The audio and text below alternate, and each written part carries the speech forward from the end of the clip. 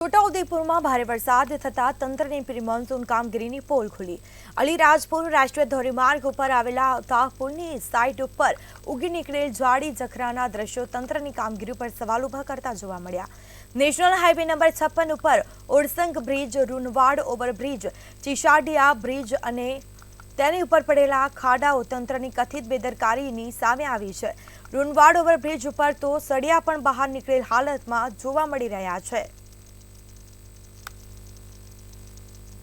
છોટાઉદેપુર જિલ્લામાં મેઘરાજાની opening batting બાદ તંત્રની પોલ ખુલી છે, કારણ કે પ્રી મોન્સૂન કામગીરીને લઈને તંત્ર પર સવાલો ઉભા થયા છે। ટૂંક સમય પહેલા આ ચીસાડિયા ગામનો જે બ્રિજ છે ત્યાં તંત્ર દ્વારા ખારાનું મરામત કરવામાં આવ્યું હતું, પરંતુ થોડાક જ દિવસો પછી તેની સ્થિતિ જે છે તે તેવી જોવા મળી રહી છે।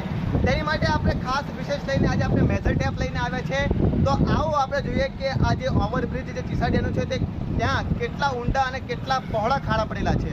આજે આપણે બે અહીંના સ્થાનિકો છે તેઓના મદદથી આપણે ખાડા માપી રહ્યા છીએ। જે ખાડાની લંબાઈ છે તે 14 ફૂટ છે અને ઊંડાઈ જે છે તે 4 ફૂટ જેટલી ઊંડાઈ છે। આવા એક ખાડા નથી, પરંતુ આવા અનેકો ખાડા છે જે સેંકડોની સંખ્યામાં છે, ગણી ના શકાય તેટલી સંખ્યામાં છે।